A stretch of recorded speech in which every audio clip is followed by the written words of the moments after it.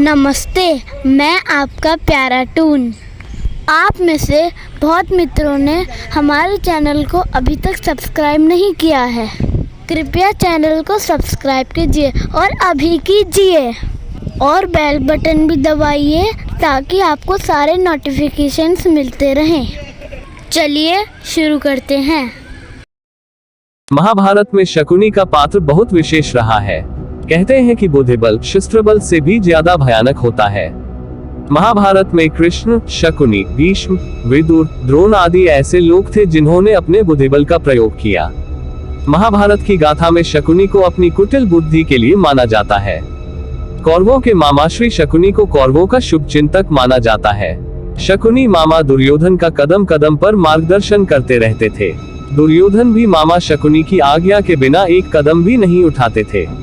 ये बात जहां गांधारी को खटकती थी, वहीं धृतराष्ट्र को भी। कौन थे शकुनी? शकुनी गांधार नरेश राजा सुबाल के पुत्र थे। शकुनी का जन्म गांधार के राजा सुबाल के राजा प्रसाद में हुआ था। वह माता गांधारी का छोटा भाई था। वह जन्म से ही विलक्षण बुद्धि का स्वामी था और राजा सुबाल को अत्यंत प्रिय था। कई छोटे छोटे राज्य मिलकर आर्याना क्षेत्र बना था। इसी क्षेत्र में था गांधार राज्य। आज के उत्तर अफगानिस्तान को उस काल में गांधार कहा जाता था, जो कि कंबोज के पास था। गांधार राज्य में ही हिंदू कुश पर्वतमाला थी। कंधार या कंधार गांधार का ही नाम है। कौरवों को छल व कपट की राह सिखाने वाले शकुनी उन्हें पांडवों का विनाश करने में पग पग पर सहायता करते थे, लेकिन उनके मन में कौरवों के लिए केवल बदले की भावना थी। उस समय गांधार राजकुमारी के रूप लावण्य की चर्चा पूरे आर्यावर्त भारत में थी। ऐसे में पितामह भीष्म ने धृतराष्ट्र का विवाह गांधार की राजकुमारी से करने का सोचा। पहले उन्होंने सोचा कि गांधारी का अपहरण करके लाया जाए, लेकिन अंबा और अंबालिका ने उन्हें ऐसा करने से मना कर दिया था। अतः पितामह भीष्म गांधार की राजसभा में धृतराष्ट्र का रिश्ता लेकर गए, लेकिन उन्हें मालूम था कि उनका प्रस्ताव ठुकरा दिया जाएगा। तब पितामह भीष्म ने क्रोधित स्वर में कहा कि मैं तुम्हारे इस छोटे से साम्राज्य पर चढ़ाई करूंगा और इसे समाप्त कर दूंगा।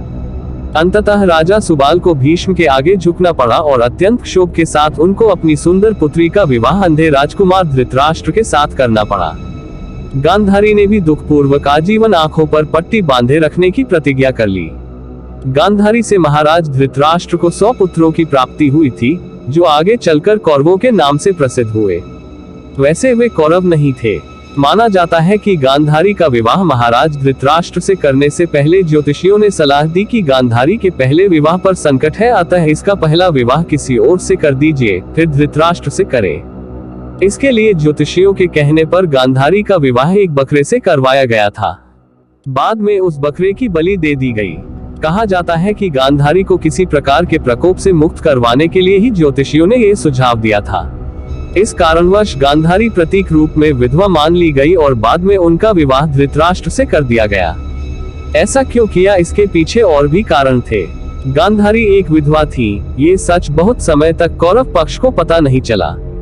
ये बात जब महाराज धृतराष्ट्र को पता चली तो वे बहुत क्रोधित हो उठे।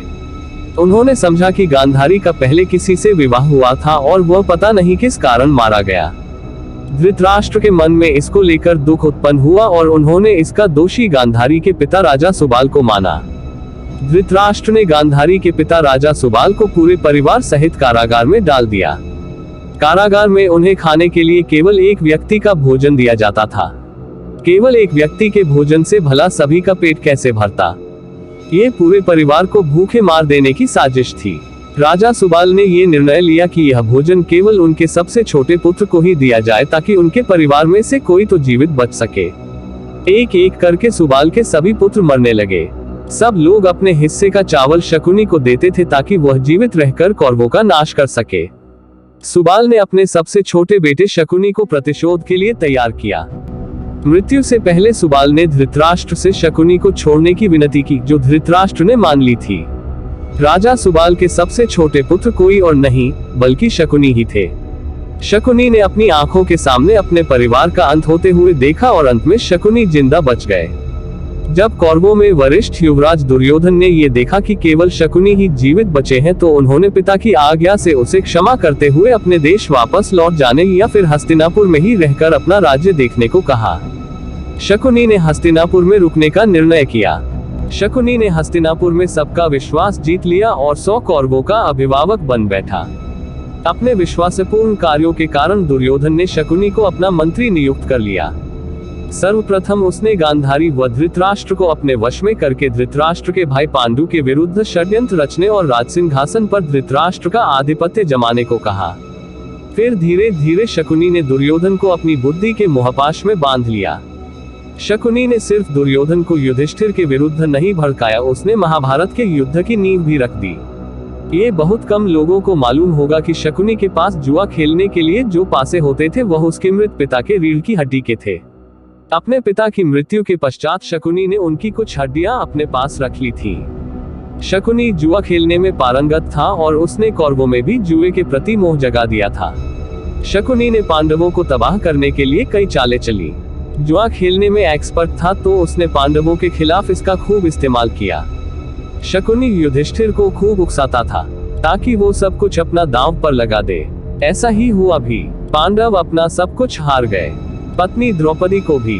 द्रौपदी का चीरहरण भी शकुनी के उकसावे में ही हुआ। वनवास काट कर लौटे पांडवों को 5 गांव देने के निर्णय में शकुनी अड़ंगा बना, यहाँ तक कि उसने शांतिदूत बनकर आए कृष्ण को भी बैरंग लौटने के दुर्योधन के फैसले को प्रभावित किया। शकुनी ने वो सब कुछ किया जिससे पांडव और कौरवों के बीच युद्ध हो जाए। शकुनी कुरु वंश को तो नहीं खत्म कर पाया, मगर उसने कौरवों को जरूर मरवा दिया, साथ ही खुद भी मारा गया। महाभारत युद्ध के 18वें दिन कौरवों की सेना को बहुत नुकसान हुआ। ऐसा लग रहा था कि अब कौरवों की हार तय थी। जब महाभारत युद्ध हो रहा था तब शकुनी पर एक मौका जरूर था कि वह युद्ध में हिस्सा न ले, किंतु उस समय भी शकुनी को अपना प्रण याद था। यहाँ पर शकुनी ने तब अपने बेटों के साथ युद्ध में लड़ना स्वीकार किया था। शकुनी को यह मंजूर नहीं था कि इतिहास उसको भगोड़ा घोषित करे, इसलिए वह युद्ध में लड़ा। युद्ध में सहदेव ने शकुनी को घायल कर दिया था। शकुनी से पहले सहदेव ने उल्लूक को मारा जो शकुनी का पुत्र था। अपने पुत्र का शव देखकर शकुनी को बहुत दुख हुआ और वह युद्ध छोड़कर भागने लगा। यहाँ पर शकुनी कायरता का परिचय दिया। सहदेव ने शकुनी का पीछा किया और उसे पकड़ लिया, लेकिन जब शकुनी को मृत्यु नजर आने लगी तो वह काफी देर तक सहदेव से लड़ता रहा और अंत में सहदेव के हाथों शकुनी का अंत हो गया। इस प्रकार शकुनी खुद तो युद्ध में मारा ही गया, लेकिन अपने प्रण के अनुसार वह कौरव वंश के खात्मे की भी वजह बना था। इस वीडियो को देखने के लिए आपका बहुत बहुत धन्यवाद। अगर आपको ये वीडियो अच्छा लगा हो तो प्लीज वीडियो को लाइक कीजिए, अपने मित्रों के साथ शेयर कीजिए, कमेंट सेक्शन में कमेंट कीजिए।